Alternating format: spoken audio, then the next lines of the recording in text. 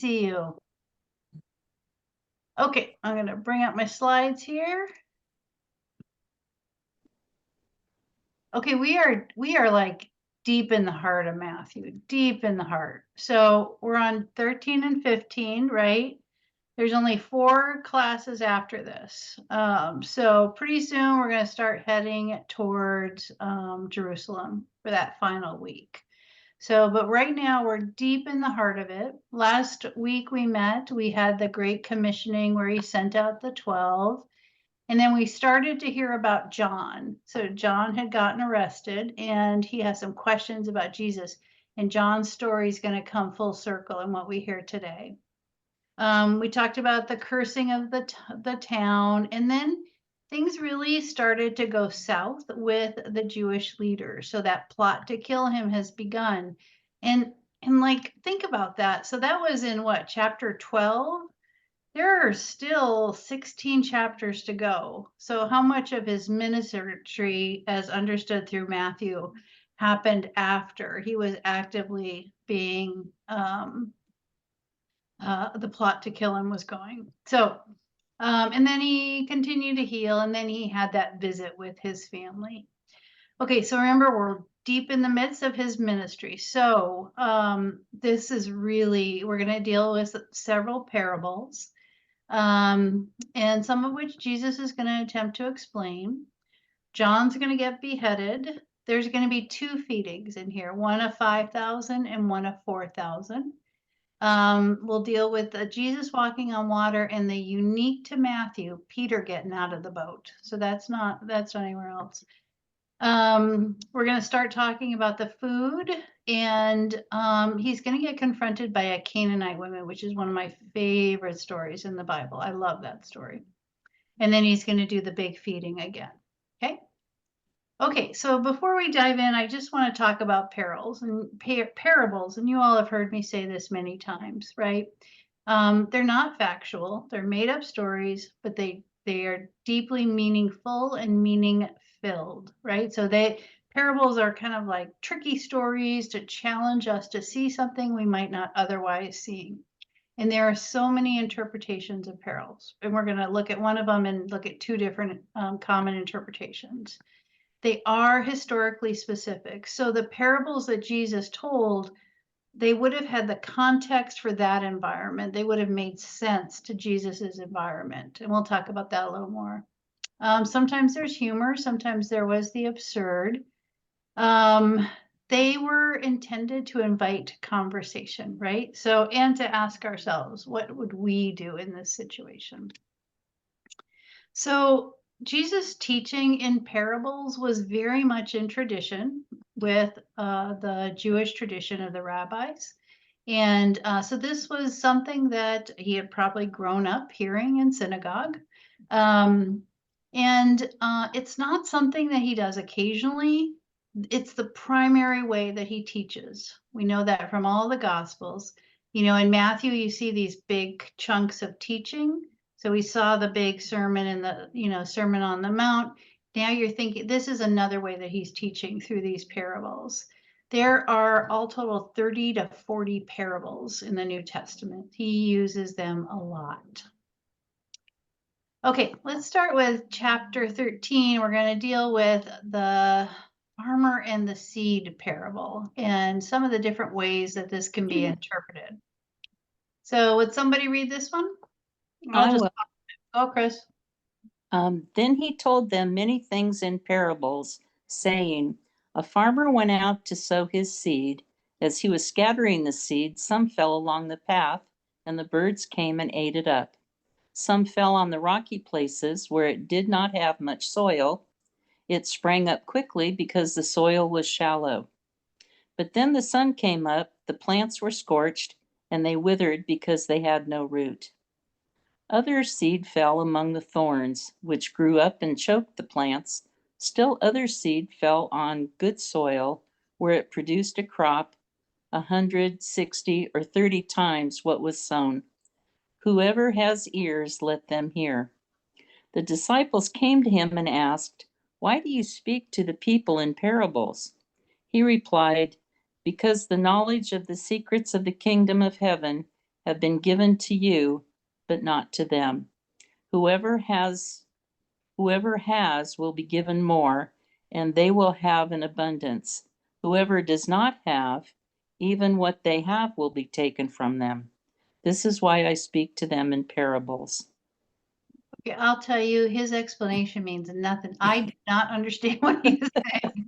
So, Jesus here is attempting to explain it. Again, Matthew's recollection of this story is to have an interpretation of the parables. It's a difficult interpretation to read, right? I will tell you my own connection, again, context, right?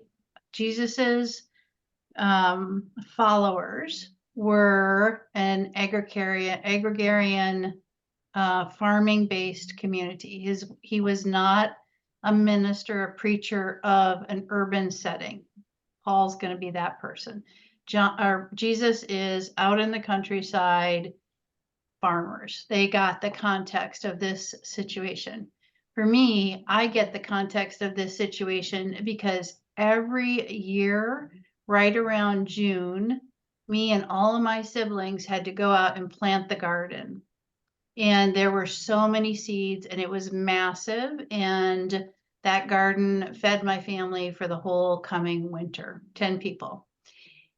We hated planting the seeds, hated it with a passion.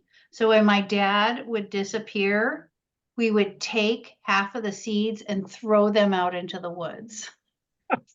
Shame on you.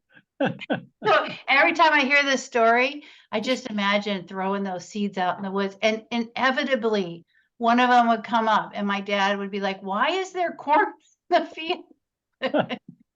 So I have to ask, how old were you? 17. No, pretty young. And I was deeply influenced by my siblings who taught me how to do this. So I was the 7th of 8.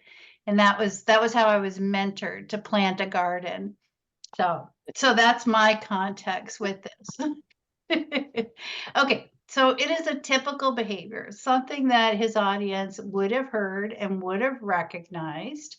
There's something about this story that they would have known, which is free casting seed in poor soil and poor conditions. When we free cast like that, 75% of the yield nothing will come up. And I will verify that's the same in a northern Michigan forest. Only about 25% will pop up. It'll be very inconvenient and will get you grounded. Okay, so Matthew is going to explain what the parable means. And this is quite unusual, right? So the seed is the word of the kingdom, and the types of the soil are the different people. Jesus is sowing the kingdom. The parable is about both the sowing of that kingdom and the way the kingdom is received by people who hear about it, right? So that's what the seeds are. And then the soil is what type of person. So you could ask yourself, what type of soil are we? What work am I doing to prepare myself to receive that message? How am I taking that message into the world and bearing fruit and feeding people with that message? Okay. The other way this is often looked at is a story about economic equality. So a greater yield would mean 6 times, right? This is a yield that is of 100 times. So any farmer you could imagine a farmer, a poor, destitute farmer paying tons of taxes. Imagine the bounty that 100 times yield of a crop would mean for them, right? So that would break the cycle of their indebtedness, not just for that farmer, but for their whole family and potentially their whole community.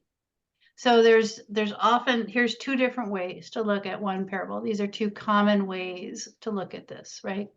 The second one would ask ourselves, where are we being invited into breaking free of systems of oppression, economic oppression? Okay, we're going to talk about do this another way. We're still on the seed theme. So Diane, will you read this one? Sure. Jesus told them another parable. The kingdom of heaven is like a man who sowed good seed in his field. But while everyone was sleeping, his enemy came and sowed weeds among the wheat and went away. When the wheat sprouted and formed heads, then the weeds also appeared. The owner's servants came to him and said, "Sir, didn't you sow good seed in your field? Where then did the weeds come from?" "An enemy did this," he replied. The servants asked him, "Do you want us to go and pull them up?" "No," he answered, "because while you are pulling the weeds, you may uproot the wheat with them. Let both grow together until the harvest. At that time, I will tell the harvesters, first collect the weeds and tie them in bundles to be burned. Then gather the wheat and bring it into my barn." Okay, so I have a very distinct memory about this parable and being quite young in catechism and being told that the enemy was Satan. Like this is a story about the devil trying to undermine Jesus's ministry. So that I very distinctly remember this story in that catechism lesson. So when we got to be real careful. What do we think we know about the story and what's actually there in the story? So the no mention of the devil, no mention of Satan. It's an enemy who does it, right? It's the parable of the weeds. So almost all the parables are about waiting for the harvest time. That's a pretty key theme in a lot of them. In this one, the disciples are the servants and they're zealous and they want to get in there and they want to pull all the weeds. And in this one, it's a kind of a cautionary tale where Jesus is saying, look, it is not that simple. Your timeline is not God's timeline. The kingdom is going to come slowly, not with a giant bang of you going in and tossing them out. And it's not obvious who the weed is. Sometimes it is us, right? So we got to be really, really careful about who gets to define what a weed is. And that's currently happening in churches all over the world right now, where those kind of barriers are being put up and very clear parameters about which gets pulled and which gets left behind. So this is a cautionary tale. Okay, chapter 14, we're going to go back to the story of John. So just a little John reminder. So we heard about John initially, right? And then he baptized in Matthew. We first heard about John when he baptized as Jesus. And, his funny camel hair and lotus eating behaviors. And then we heard a little down the road that he had been arrested. And then we hear that John has heard about Jesus and he wants to know just what exactly he's teaching him. So this will be the last time we hear about John, includes John's death. But that's actually a lot of points within Matthew. John is pretty prominent in the story of Jesus in Matthew, and that's unique in Matthew. Okay, so let me think. Paul, do you want to read that one? I'm just going down the Sure, list. I'll read that one. At that time, Herod the Tetrarch heard the reports about Jesus, and he said to his attendants, This is John the Baptist. He has risen from the dead. That is why miraculous powers are at work in him. Now Herod had arrested John and bound him and put him in prison because of Herodias, his wife, his brother Philip's wife. For John had been saying to him, It is not lawful for you to have her. Herod wanted to kill John, but he was afraid of the people because they considered John a prophet. On Herod's birthday, the daughter of Herodias danced for the guests and pleased Herod so much that he promised with an oath to give her whatever she asked. Prompted by her mother, she said, Give me here on a platter the head of John the Baptist. The king was distressed, but because of his oath and his dinner guests, he ordered that her request be granted and had John beheaded in the prison. His head was brought in on a platter and given to the girl, who carried it to her mother. John's disciples came and took his body and buried it. And then they went and told Jesus. So this connection between John and Jesus is pretty tight, right? So once they take care of the body, the next thing they do is they go and talk to Jesus and let him know. So think back, early Matthew, Herod's been a pretty big player, right? So he tried to kill Jesus as a baby. He's the reason Jesus and the family fled to Egypt. And now it is his son. Again, this is only here. This is only here. So just like John is more prominent in Matthew, Herod and his descendants are way more prominent in Matthew. No one knows why, but it's unique to Matthew. So John was preaching that Herod was not the king of the Jews. And you can imagine that went over quite well. And there's some kind of similarities between Jesus and John. So we best guess is Jesus was a follower of John. John was arrested. Jesus starts his ministry. But there's other kind of similarities. Jesus, like John, is going to urge people to repent. Remember, repenting meaning turning towards a new spiritual way of believing and understanding, and he's going to die for it. Jesus, like John, is going to challenge the powers that be, and he's going to die for it. So Matthew's story, Matthew's using John's story to foreshadow what's going to happen to Jesus here. Okay, chapter 14. Bernie or Marie, do you want to read that one? Okay. Okay. Immediately, Jesus made the disciples get into a boat and go on ahead of him to the other side, while he dismissed the crowd. After he had dismissed them, he went to the mountainside by himself to pray. Later that night, he was there alone, and the boat was already at considerable distance from the land, buffeted by the waves because the wind was against it. Shortly before dawn, Jesus went out to them, walking on the lake. When the disciples saw him walking on the lake, they were terrified. "It's a ghost," they said, and cried out in fear. But Jesus immediately said to them, "Take courage. It is I. Don't be afraid." "Lord, if it's you," Peter replied, "tell me to come to you on the water." "Come," he said. Then Peter got out of the boat and walked on the water and came toward Jesus.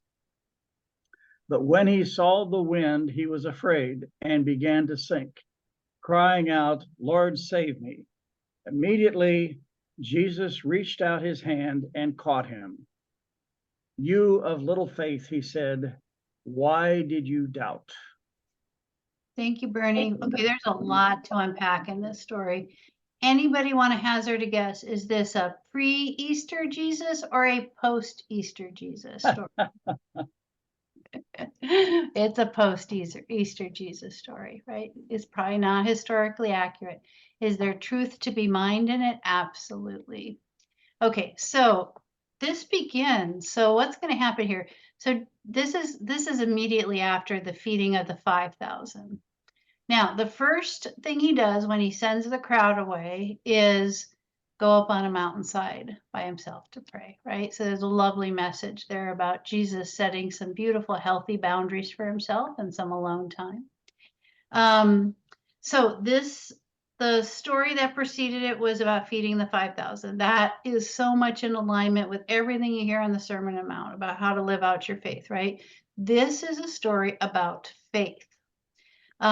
So the disciples had seen a whole lot of Jesus. They had seen him healing. They had seen him pull off this feeding of the 5,000. But then when the storm comes, they doubt that he can save them. And he sees their struggles and he walks towards them. He does the impossible. Now, remember way back to our first introduction on Matthew, I told you something about where it was written, which is probably Antioch. And we know that Peter spent a fair amount of time in Antioch.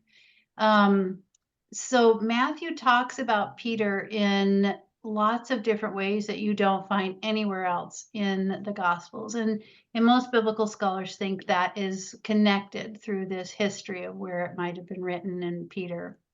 So this is unique to Matthew. Peter's going to walk on the water. He's going to follow that invitation from Jesus to demonstrate his faith.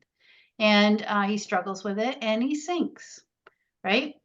So the crux of this story is really not about acts of faith. It is about faith itself. Best guess, post-Easter Jesus story. And it probably was very meaningful to Matthew's community, right? So new believers, new Christian, new movement of following Christ, a tiny little sect located within a larger Jewish sect, facing tons of obstacles. This was probably a very, very comforting story to them. And so then the question becomes where, can we take it forward from here? And we'll deal with that a little later. Okay, so let's start talking about some teachings around that Jesus is going to be pulled into about what goes in your mouth. So Diane, did you read? You've read, right? Okay, Marie, will you read this one?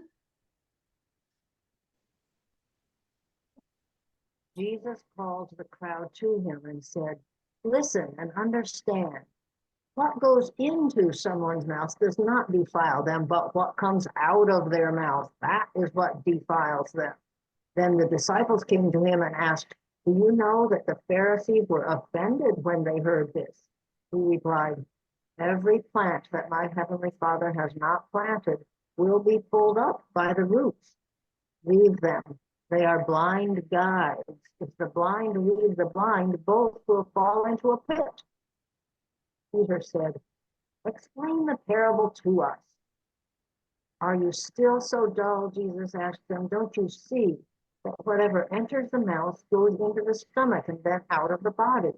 But the things that come out of a person's mouth come from the heart, and these defile them. For out of the heart come evil thoughts, murder, adultery, sexual immorality, theft, false testimony, slander. These are what defile a person.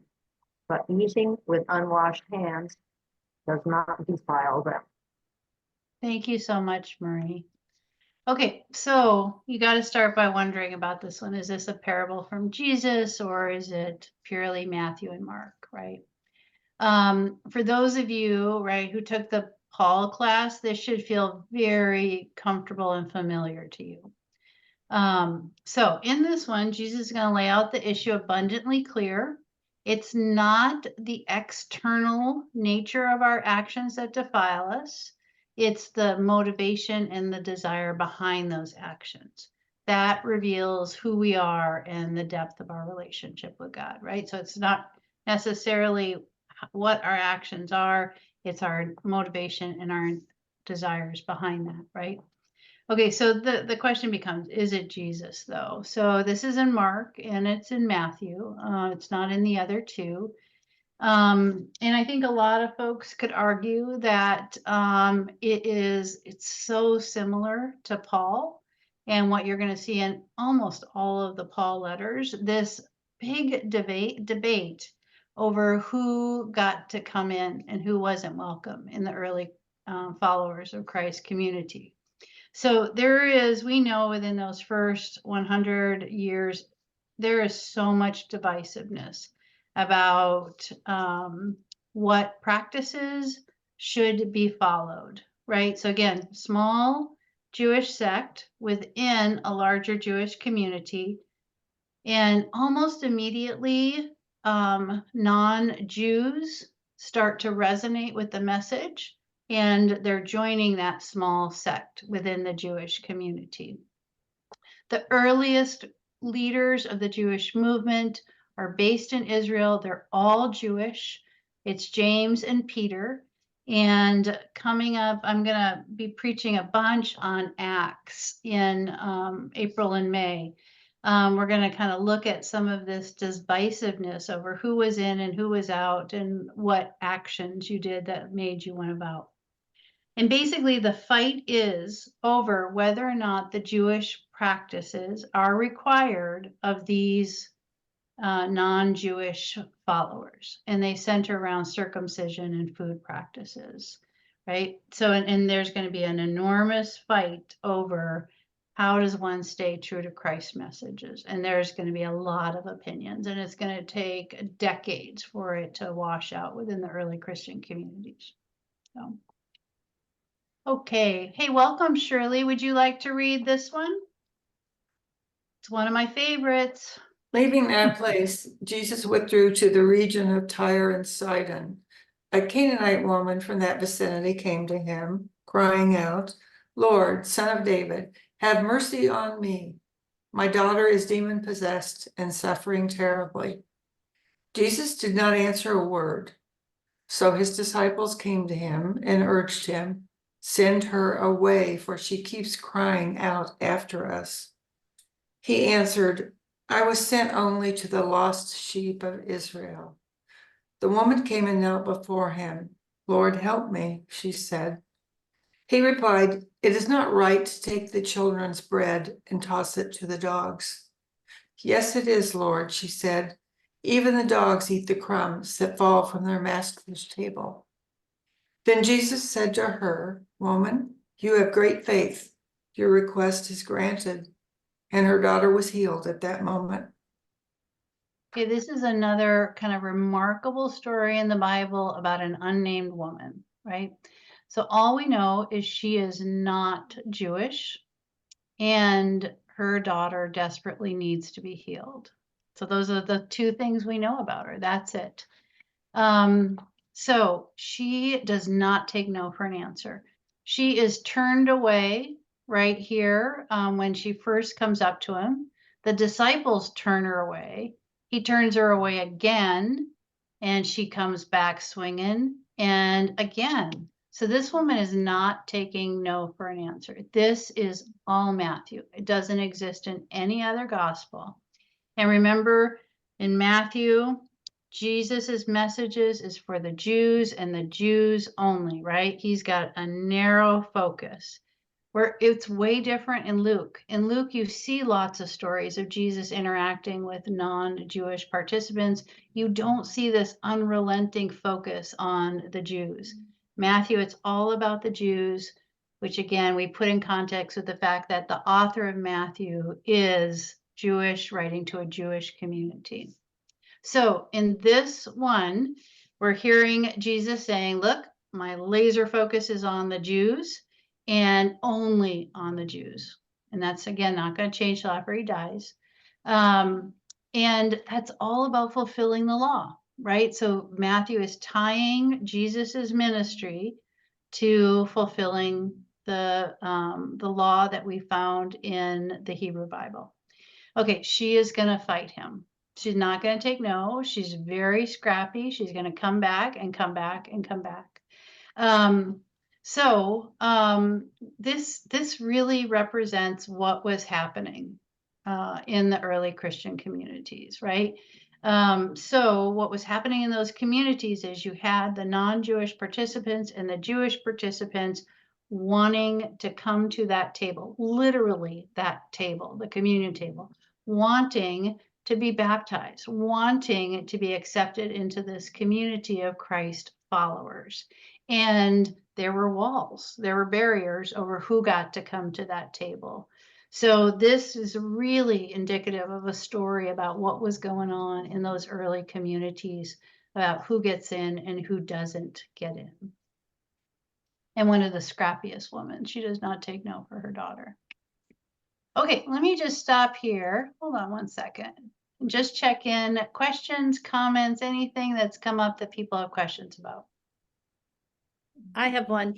That woman who was not Jewish calls Jesus Son of David, though, which we don't see used that often, that term. So she's referring to him. That's kind of like code for Jewish leader. Yeah. Calling so him. she, yeah. So she's a non-Jew speaking to Jesus, the Jew. Yeah. It is not used much in Matthew. Can you say anything else to us about the head of John the Baptist on the platter? It's very unique to Matthew. That's all I can tell you. It's not, I don't think it's based in history. I don't think there's any other historical sources that validate that story, but I'll check that one. I'm pretty sure it's not. It's just, it's always struck me as so bizarre.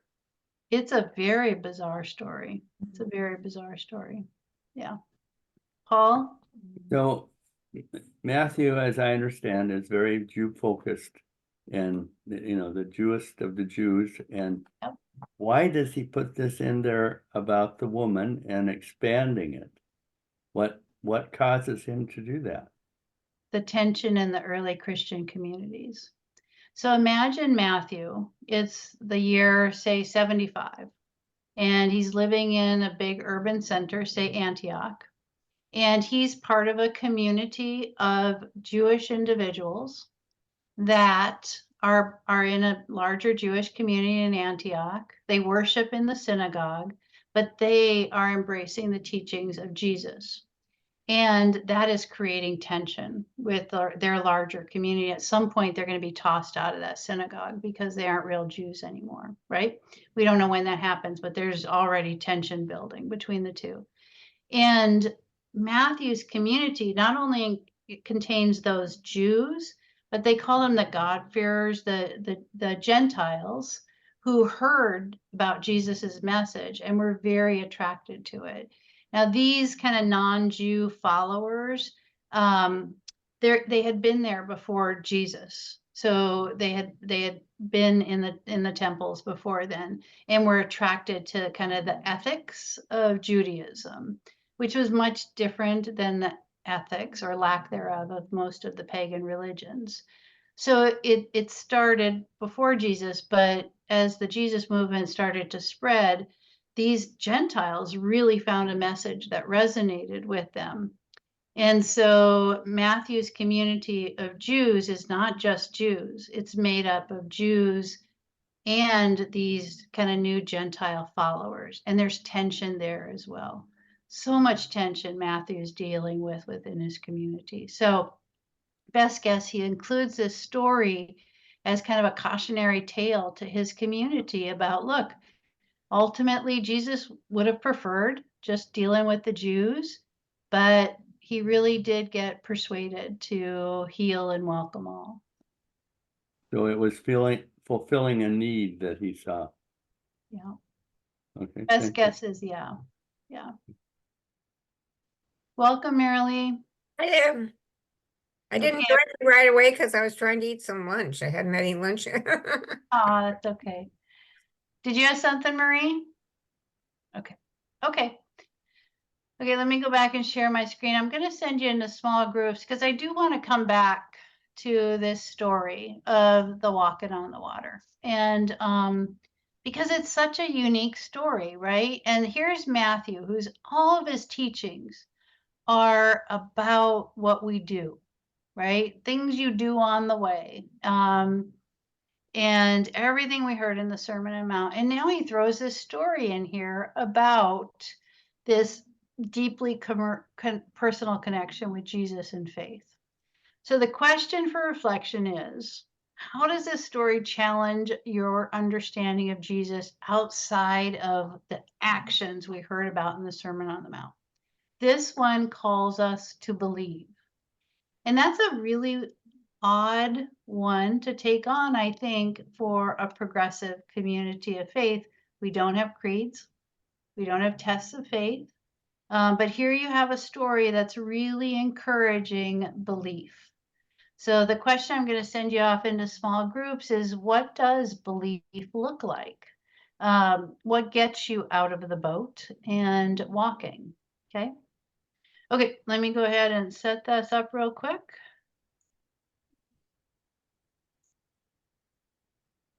I'll give you about 2 minutes, I think.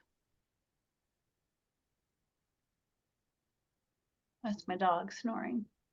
Oh, not 2 minutes. I'm going to give you about 7, 8 minutes, okay? Okay, think about Jesus calling you out of the boat. It's about beliefs. How does that connect, resonate, feel in relationship to all of these other messages about what we do, our actions. Okay. Okay. Enjoy. I'll see you back here in 7 minutes.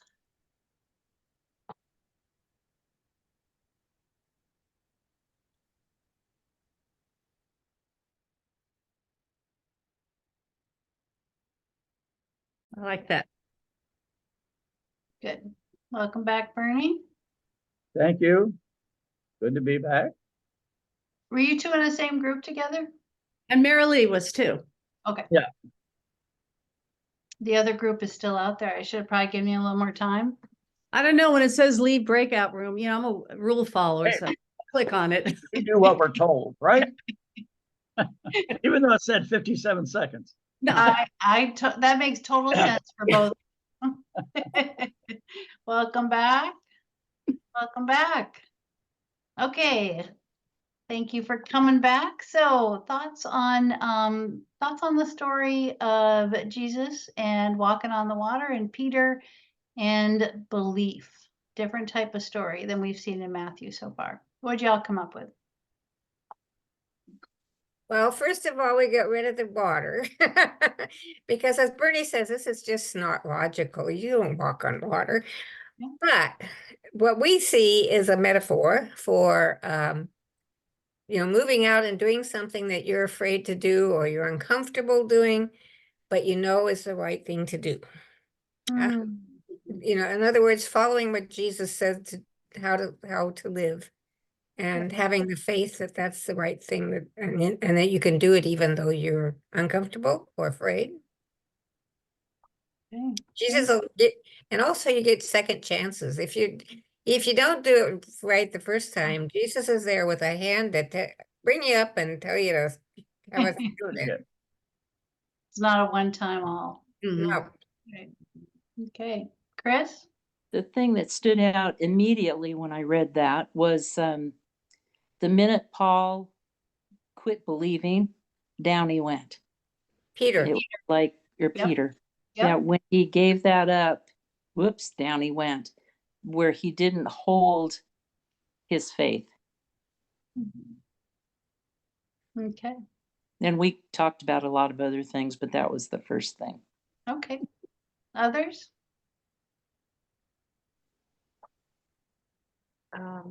Well, Chris, and I guess maybe Shirley said it even more. You do need to have some core belief and have some faith that you can hang on to when things are strange. I don't know if that's what you all said. Okay. Close enough. Yeah.